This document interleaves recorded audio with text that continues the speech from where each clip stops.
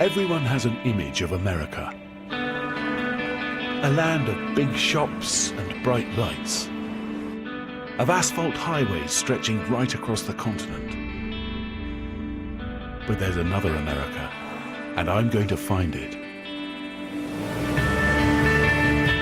Dotted around this nation's shores are many thousands of islands that also fly the stars and stripes. To discover them, I'm going on a 10,000-mile island-hopping journey, looping round the USA from west to east. Really beautiful. From Hawaii's islands of fire to Alaska's islands of snow and ice. From California's secret marine paradise This is unbelievable. to the people playgrounds off the New England coast. Along the way, I'll see nature at her most spectacular. I'll encounter the animals that inhabit these far-flung places. Oh, hello. Oh, boy. There's my first white shark. And I'll be meeting people who live in their own sea-bound worlds. I knew I was going to be up this. Each with their own identity. I'll find the deep spots for you. Thank you. And their own unique story. So if you want to see a different USA, come with me and discover the islands of America.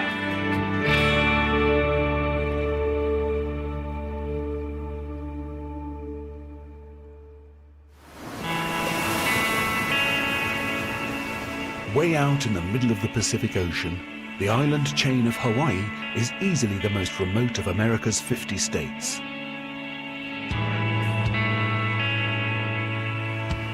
It's also the only one that's entirely made up of islands. So it's the perfect place to begin my journey. From America's west coast, you fly across 2,500 miles of ocean to reach Hawaii's islands.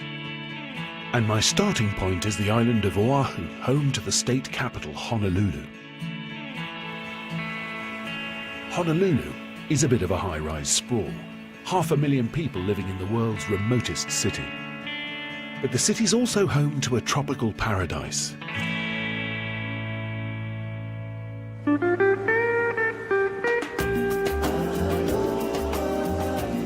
Here on the legendary Waikiki beach, you'll find every cliché you ever imagined about Hawaii. Gently waving palms, surfers riding waves, seemingly endless holidays on the beach. But dig a little deeper and you'll discover that Hawaii's happy paradise image hides a complex melting pot past. The Polynesians arrived first around 1600 years ago. They were happy enough until Captain Cook and his men turned up in 1778. Once they realized that these white men were not gods, the locals attacked them.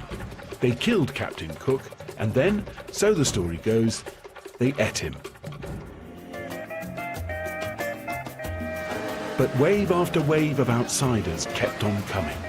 Europeans, Asians, and of course Americans. Sadly, today, Hawaii's rich history seems to be swamped by a tacky tourist image of tiki cocktail bars and wobbly dashboard hula dolls. It's a serious image problem that kicked off in 1959 when Hawaii was officially declared a US state. Almost immediately, it was promoted as a top holiday destination for mainland Americans. Among the many who flocked here was Elvis Presley, whose 3 Hawaiian-based movies helped to reinforce its Hollywood fantasy image. I'd like to know if there's more to the fantasy than meets the eye. So I'm starting with Hawaii's most colourful export. Oh, my goodness. This is the world's biggest collection of Hawaiian shirts, more accurately known as aloha shirts. What is an Aladdin's cave in here, isn't it? With shop owner David Bailey's help, I'm going to pick out something to spice up my wardrobe. Some of these shirts might be of interest to you. This is a 60s, 70s shirt. You see, I quite like that. This is 40 years ago, David was a competitive hang glider. After miraculously surviving a disastrous crash, Paradise. he opened the shop he's now filled with over 15,000 shirts. Yeah, see, these are all shirts that I think are going to go up in value because they're just too outrageous. This is a little bit more common with the Wow. hibiscus. Yeah, that's like my granny's wallpaper. Yeah, yeah. I like that, though. Well, the buttons are always a treat, aren't they? A lot of them, they were made in bamboo or coconut. Like the people of Hawaii, the Aloha shirt is a cultural fusion. It emerged in the 30s as a blend of traditional Polynesian dress, Japanese kimono fabric, and a growing Western appetite for the exotic. I like that one. Some are considered artworks in their own right, like this classic print by designer Frank McIntosh from the early days of the Aloha shirt. This was worn by the waiters and waitresses back in the 40s on the ship that used to bring the tourists here. Super hard to make. Took 14 silk screens to knock this off. I like to call it wearable art. I don't understand people who could go to work with a white shirt every day or a blue shirt and a noose around their neck. To me, this wouldn't be a good idea.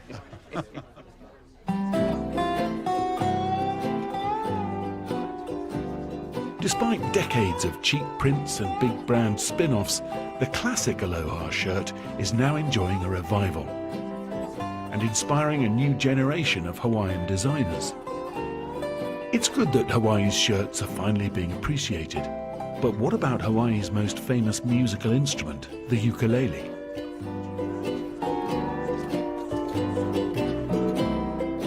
The ukulele was a favorite of Hawaii's last monarch, Queen Liliuokalani, before she was deposed by a bunch of ruthless American businessmen in the 1890s.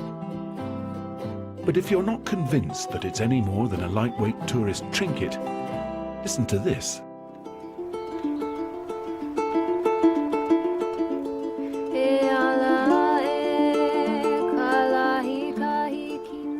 Hawaiian-born Taimani Gardner is a virtuoso ukulele player with an international following.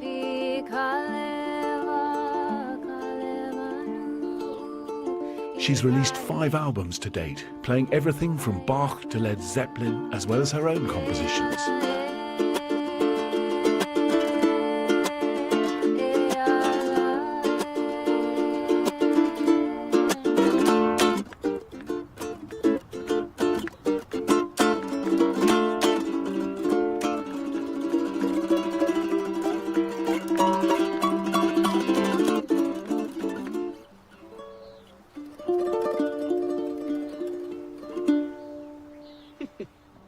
Just gets massive at one point, though, doesn't it? It does. It The does, sound out of this instrument. Yeah. and just- So dramatic. It's an old Hawaiian chant. It's called Eala E, and it's actually a sunrise chant. Eala E means to rise. And so I took that and then I put a melody to it, bringing tradition into the modern way. Yeah, which is that's kind of what you stand for, isn't it? Yeah. Plays a bit of the your classical, Okay. your style Some classical. classical.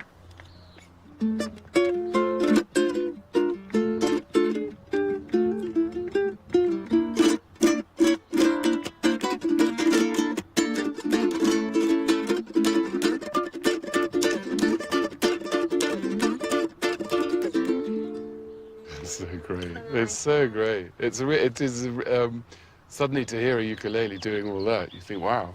Yeah, and everyone does think that it's just a souvenir or a toy, but you know, being born here and raised here, the ukulele is what everyone has in their home, and it's just the instrument that I express myself through. Does that echo in any way a sense of wanting to say that there's more to Hawaiian life than a dashboard ornament? Oh, definitely. Tourism is how we make our money here, but the culture is what I think people come to Hawaii for. They want to feel that true aloha, and you're going to need to find it in more places than just Waikiki. Right, come on then. All right. Okay. Would you like to learn something? Yes, come on. Okay.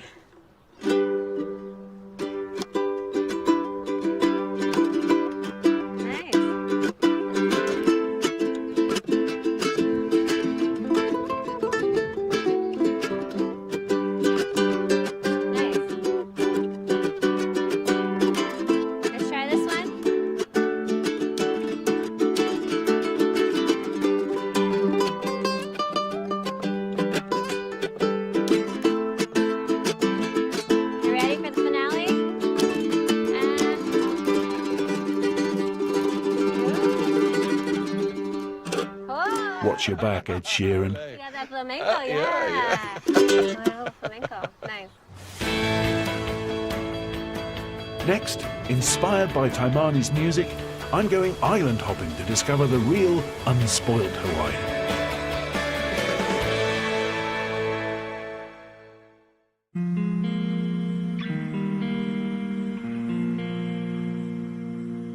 Hawaii's volcanic islands are living things.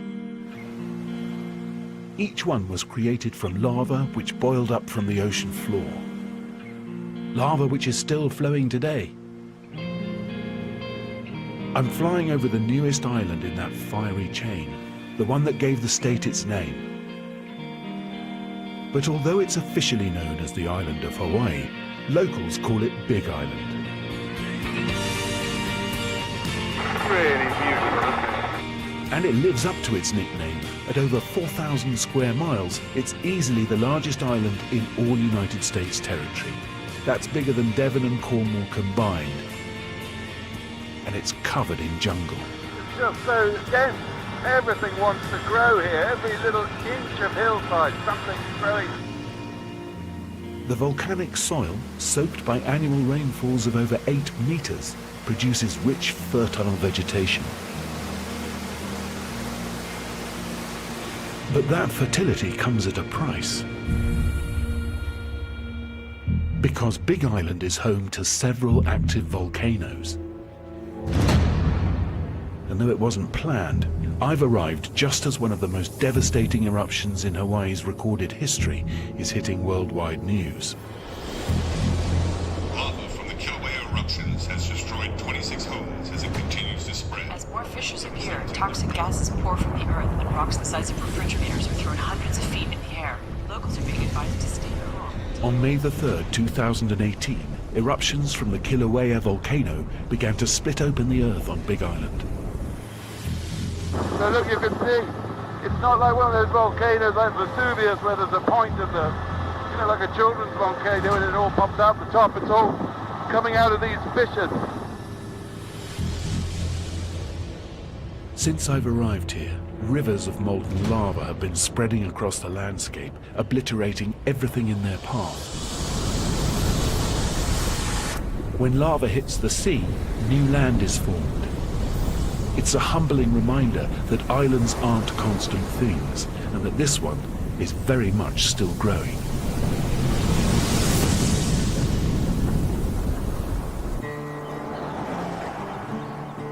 Back on solid ground, a military operation is underway to rescue residents from the path of the lava. To see the devastating impact of this eruption on a neighborhood called Pahua, resident Mandy Rainen is taking me as close as we're allowed to go. And here is the massive. Wow. That's a thing. The wall of lava.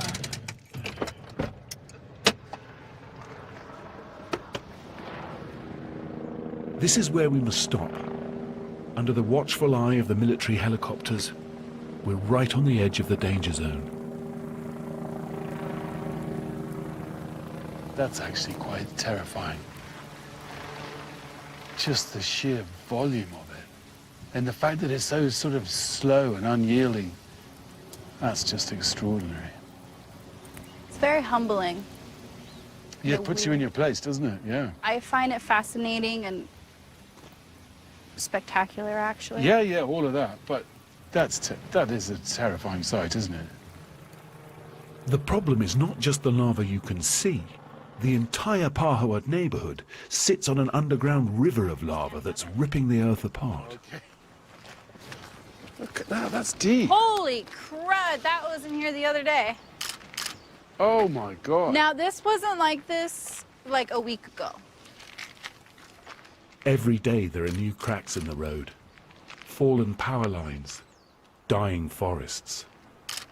The lava devours everything in its path, emitting clouds of toxic sulfurous fumes. Then there's the house right there. Oh my God.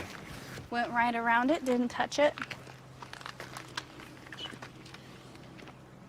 I can feel hot air going up my shorts. Yep.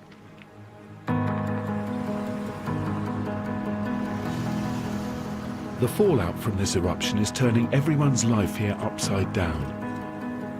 Islanders have flocked to Pahoa village at the edge of the disaster zone to donate emergency supplies and give comfort to those who've lost their homes.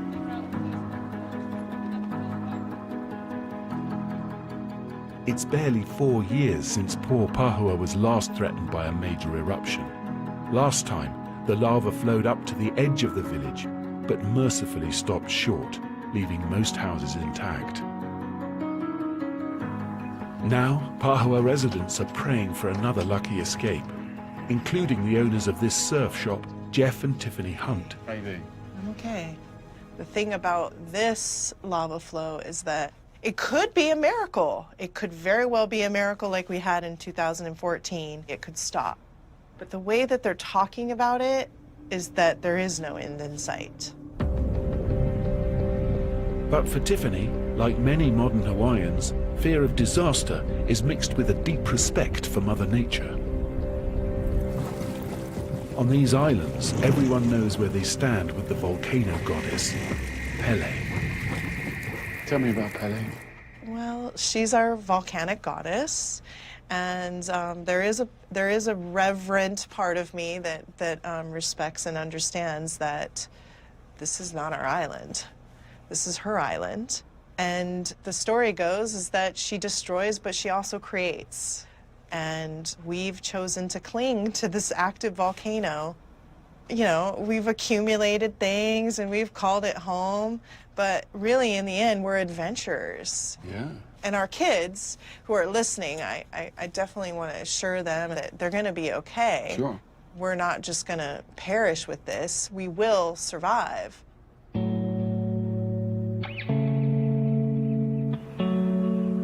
Accepting the forces of nature we cannot control is a kind of wisdom that has deep ancient roots on these islands.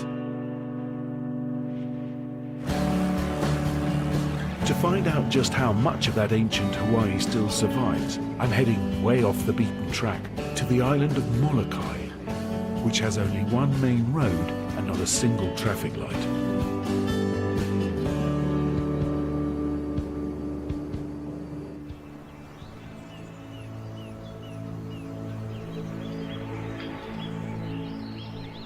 In remote Halawa Valley, I've come to meet a native Hawaiian who's determined to keep the old pre-Captain Cook way of life from dying out. Greg Solatorio has agreed to take me to his family home. As tradition demands, Greg blows a conch shell to announce our arrival.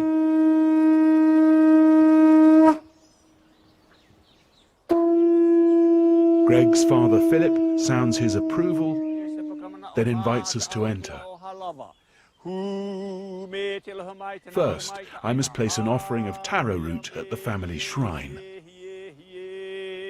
followed by a traditional Hawaiian greeting. Now you are officially welcome. Thank you very much. Thank you.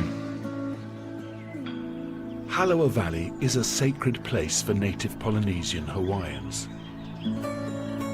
The Solatorio family live in harmony with nature, hunting, fishing, and farming like countless generations before them. But back in 1946, their ancient way of life was almost wiped out by a violent act of nature. Not a volcanic eruption, but a tsunami. What actually happened? Well, my dad was 6.5 years old when the tsunami came through. I tell the story a lot because when he tells the story, he cries. But my dad says something he will never forget. Between 3 and 4 o'clock in the morning, every single animal in the village going crazy at the same time. Oh, right. The animals normally don't act like that, so something is happening. My dad says the women are the heroes of the story. Because if the women did not pay attention or observe Mother Nature and notice the water receding,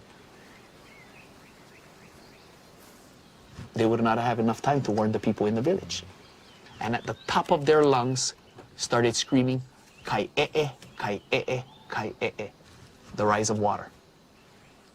Women gathered the children and started making their way up the hillside. The tsunami came in and went 1.7 miles up into the valley. Wow.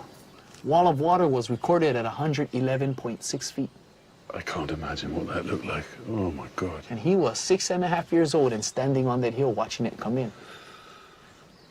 Something he'll never ever forget. I can't imagine. Luckily, this family's traditional way of life has survived both natural disasters and the modern world. They still prepare food using ancient methods, and their staple food is taro, a root vegetable the Polynesians brought to Hawaii. But here it's prepared in a unique way. Hawaiians are the only ones that mash their root into a paste which everybody knows as poi. No other Polynesian culture mashes their root. Can I try a bit? Yeah, go right ahead. Is it really filling? Oh, yes, it is really filling. Really nutritious for you. Taro is known as a superfood today.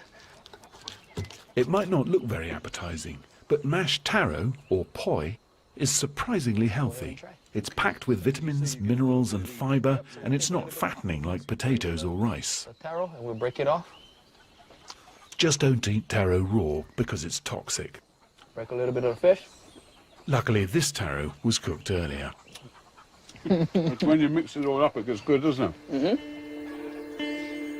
The family grows its own taro in these magical centuries-old terraces that survived the tsunami. The taro here is planted in water, like rice. What you're seeing here is an ancient taro patch, part of the ancient Hawaiian village that we're living in today. Fantastic. It's like farming in a monument. Yes. It's beautiful. For decades, Greg's dad Philip has worked hard to preserve this precious oasis of old Hawaii. But now at 79, he's chosen Greg, of all his children, to inherit and run the farm. But for Greg, keeping traditions alive has come at a cost. It means being apart from his wife and children, Yeah, they do. whose career and education keep them in Honolulu on another island. In a town called Kailua. You know, I have people come up to me and says, "Oh, you've abandoned your family," but me and my wife and my family, we have an understanding, and my kids understand the culture just as much as I do. That if you don't go home and protect what you have, and if nobody's there, you know, who's going to protect it? And it's a duty as well. That It's a great kuleana, is responsibility in Hawaiian, but at the same time, for me, gratifying knowing that I was the one chosen to come back to carry on, you know, the legacy of our family. You know, it's big shoes to fill, but I'm looking forward to doing it. It's all part of me. It's all It's like the valley is part of me, and I am part of it, like being one being. You know. So I have a very special, unique connection to this place. It's outrageously beautiful. Life in this sacred valley couldn't be further from the Hawaii of towering hotels and wobbly dashboard hula dolls. In a way, I'm glad that most tourists don't make it here. They probably disturb the tranquility and wisdom of this place. It's time for me to leave tropical Hawaii behind and head north to America's coldest region. I'm bound for a snow-capped island that's home to the world's largest grizzly.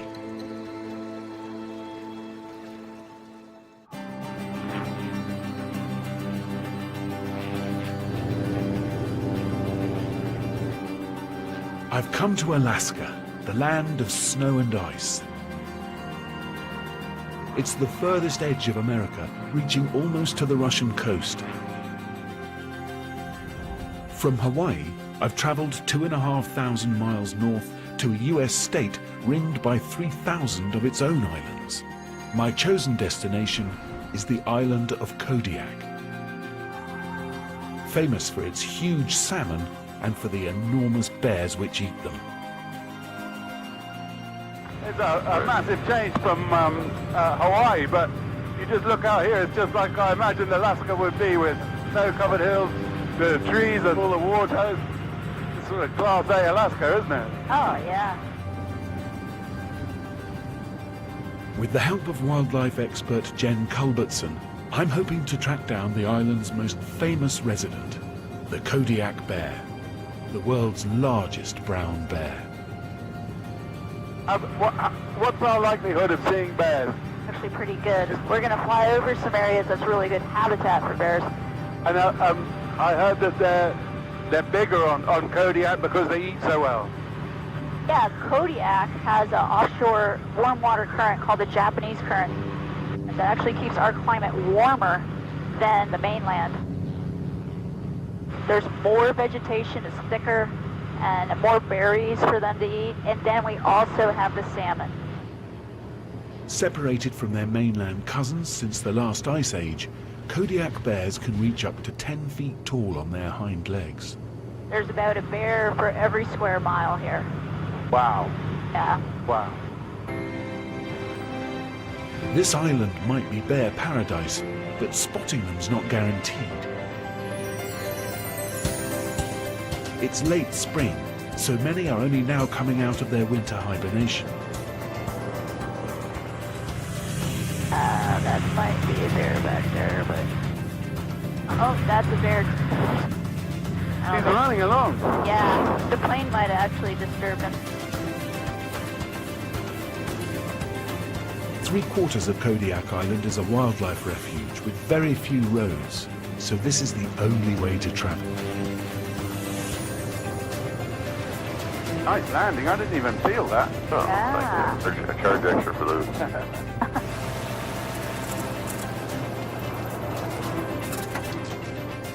Getting out of a seaplane in such a remote spot isn't so easy. I'll find the deep spots for you. Thank you.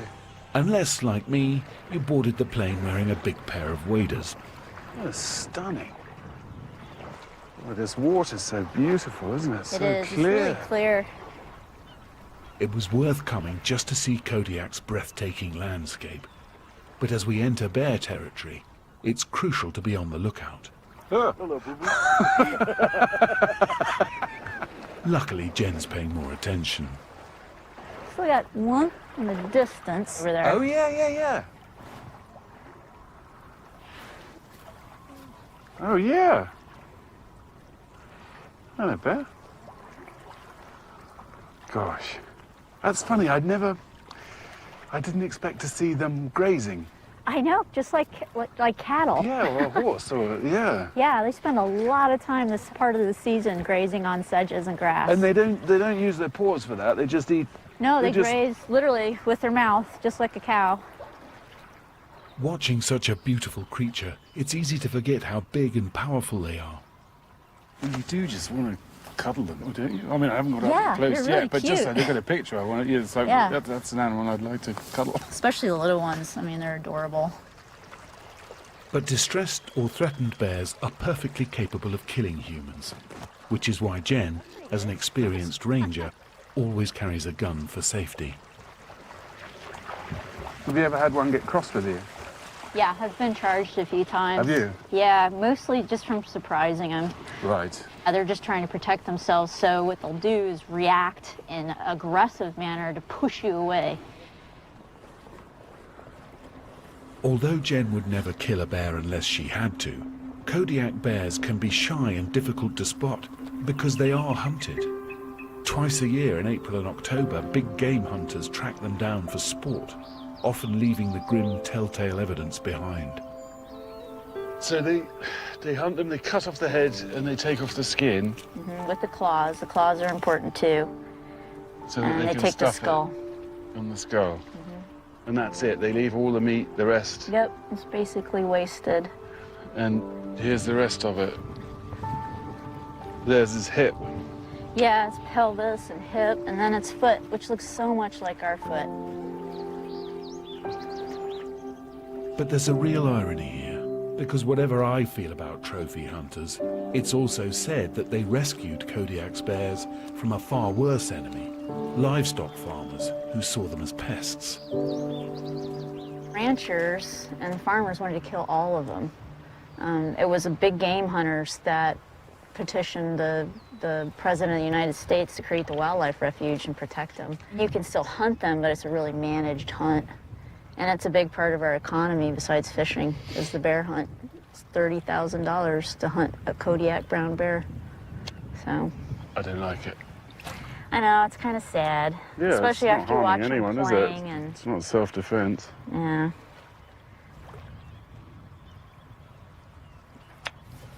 It's hunting.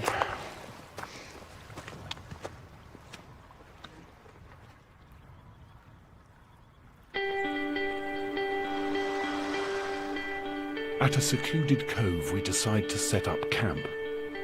Bear spotting in the wild just doesn't happen in a hurry.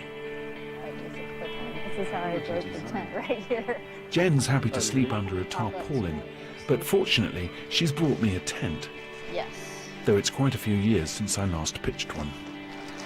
I mean, actually, that went up pretty quickly, didn't it? Yeah. Voila. Voila, thank you. My Thank pleasure. you. I'm not going to sleep in it. Now it's starting out to compete The already. day ends with a glorious Alaskan treat, a cozy fire on the beach as we watch the sun set at midnight. Oh, that feels good. This is a real bonus. Real bonus. It's lovely. Very, very special. As night finally falls, I find myself wrestling with my feelings about bears and guns.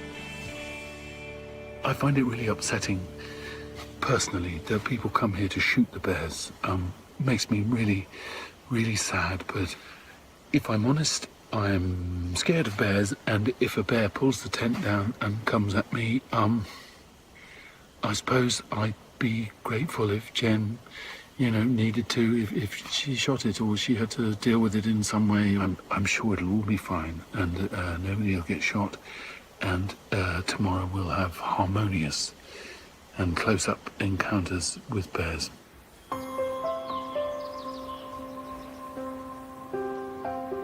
Next morning, we choose one strategic spot on which to sit and wait for bears to appear. It takes a few hours, but eventually our patience pays off. As the bears get used to our presence, they venture out into the open. That's definitely a sow sitting down. After a while, we really get lucky. A mother and cubs come out to feed and play.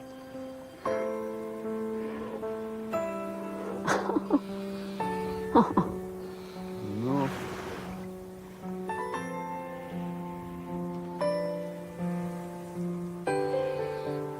So how old would they be, the little ones? They're at least a year old. They're pretty big. Those aren't cubs of the year. Oh my, look at them go. Well, can't catch up. Nice. The cubs appear relaxed enough to run far from their mother's side. So can she smell us from here? Not yet. No, the wind direction's in our favor. But moms are pretty hyper alert, and if she sees us and can't determine exactly what we are, she'll either run or she's going to get closer. After a while, the cubs realize Mum's not with them. Look at that cub, she's gorgeous. Soon they're reunited with their mother. They're being a good little family now. It's your mum and two cubs. Yeah, they're a little more sedate than when they came out. Eventually, they seem to sense that we're here, Yeah, they've all gone meerkatty, haven't they? and they head back towards the safety of the forest.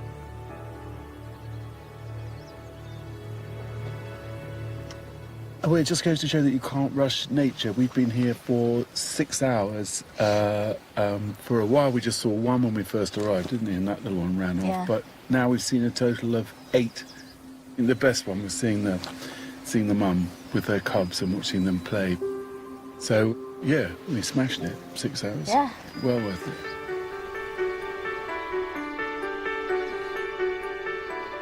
It's such a privilege seeing these creatures in their natural habitat.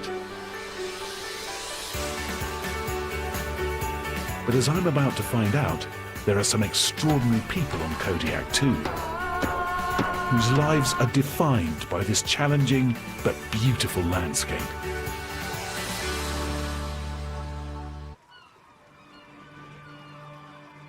I'm on Kodiak Island in the Gulf of Alaska. It's a land of extreme, often treacherous weather, where survival is a challenge to animals and humans alike.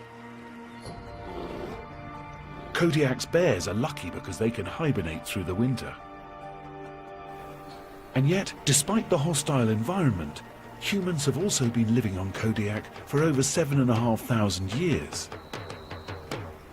The indigenous Alutiiq people, also known as Sugpiaq, have dances and songs that express their ancient, intimate relationship with the sea.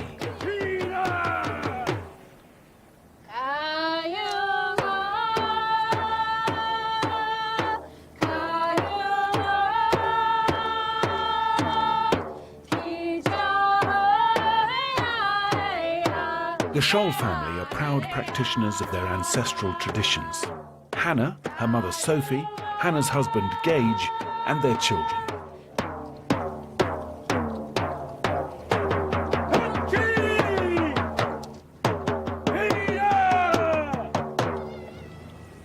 Fabulous. Thank you. Thank you very much. Thanks, guys. What's that song about? So, Kayungok is our storm song. And the Alutiiq people, we were maritime people. We spent a lot of time on the ocean. And so when they were out on the ocean and a storm would come up, they would raft together and ride out the storm together. So the song says, all of you, family, look here, there's a storm coming, anchor up. It's an emotional tie to our ancestors. Yeah. And then kind of a call out to families now that it's time to anchor up with our families. Oh, right, because there's a metaphorical storm and it's time to bunch up. And do you get a sense of a power through doing that? Do you feel it? Oh, definitely. Do you feel like you're connecting to something, to your present family and your past family? Do you? That's great. That's really good to hear, isn't it? As well as dancing and singing, Hannah is an artist, using traditional Alutiiq mask designs in her work.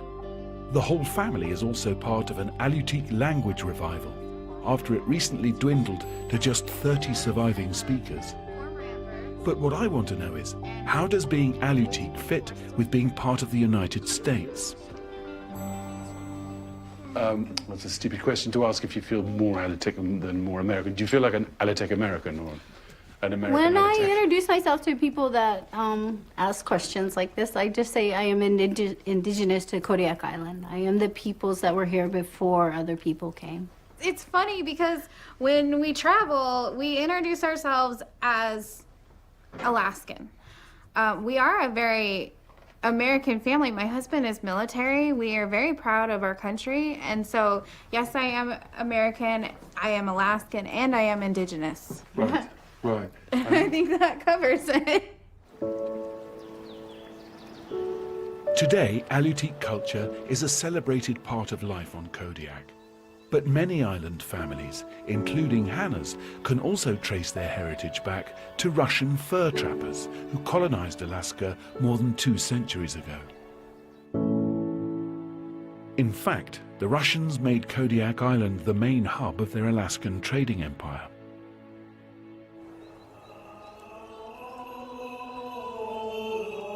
Of course, Alaska is no longer part of Russia.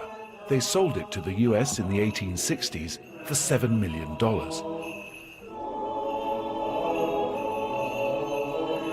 But the Russian Orthodox faith is still very much a part of island life.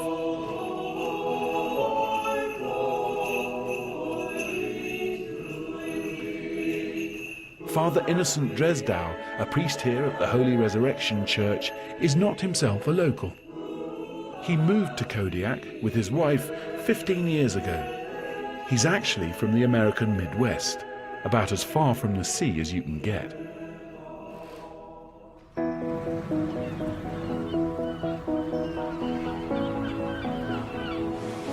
For Father Innocent, embracing island life has meant embracing a love of the sea. Messing about in fishing boats became a way in to a close-knit community. I guess it helps you sort of connect with your congregation, doesn't it? Because everybody fishes here, don't they? Yeah. I'd been serving here 4 years, and an elder came to me and he said, "Father, you're gonna buy my boat." there was no option. It was like, you're gonna buy it. So I was okay. And what happened after that was my office became wherever that boat was parked. Oh, really? Oh, right. I had men and women from the parish coming up to me all the time. If they saw me out working on the boat. And all the conversations first would start about, oh, the outboard this, the fishing conditions that. And then inevitably, the conversation would turn to something spiritual in their lives. That's interesting. Yeah. And it really transformed things because then people realized, oh, he's here to stay as long as he's allowed to. Great. So it's been beautiful. These days, Father Innocent is known to his flock as the fishing priest. But I haven't come for the fishing. Instead, we're following in the footsteps of countless believers who come every year from around the world to this little patch of land known as Spruce Island.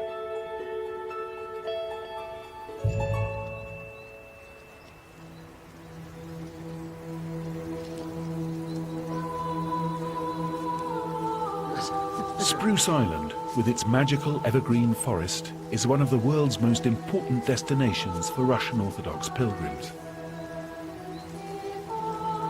Because it was here, in the harshest of conditions, that a Russian monk named Father Herman lived and died in the early 1800s. Herman was later declared America's first Orthodox saint. Hidden deep in the forest is a tiny chapel which marks his original burial site. These locks are only to keep the deer out. What a lovely room. This is St. Herman. This is that image of St. Herman lying in rest in Christ. Herman and his fellow monks first came to Kodiak in 1794 to preach to the Russian fur traders. But when they arrived, they realized it was actually the indigenous Alutiiq who desperately needed their help. What they found were the natives were being abused. The Russian fur traders were basically enslaving the men, working them to death, separating them from their wives and young children. So when Father Herman saw that, immediately went to rectify that. Because all of these Russian fur traders, you were Russian Orthodox, you were baptized as a Christian. Right. But their behavior was certainly anything but Christian. Herman fought hard to protect the Alutiiq from Russian abuse, in the process winning many native converts to the church. But eventually he left Kodiak and came here to Spruce Island to endure the weather and the wilderness in complete isolation. For the first year or two when he was here, he built his cell, he built a little chapel. You know, he slept on he had a rock for pillows. Here it depicts the wood logs, and he slept literally on a board. Even the sheet that he used in his cell was a piece of wood. And that night that he died, a column of light shone from here. And they knew in the villages, our Appa Herman's gone from this life. Amazing. Yes. For Father Innocent, St. Herman's selfless life is a shining example of service to others. He, to his own peril, his own physical well-being, served. And I think that's something that is lost in our culture. Lost in the American culture, yes, because we're glued to our phone screens now, virtual reality. We in the city, we're disconnected from how dependent we are upon others, upon God. But coming here, I'm constantly reminded that I'm not in control. Right. And that's a very un-American concept. That's interesting, yeah. That's really interesting.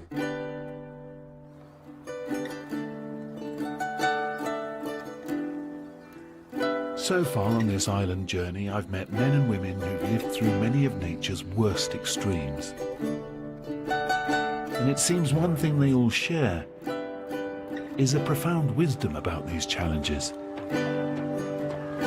In order to survive on these islands, the people have had to learn to live in tune with nature, be it a friend or a foe. And I think that's because on islands like these, you don't have a choice. Next time, I'll be inspecting the goods on an island cannabis farm. You're gonna wear out my plants, right? Sorry. Taking selfies with seals on California's own Galapagos. That is a seal feed. And visiting a town that's about to be washed away forever. When I was a kid, this was all land.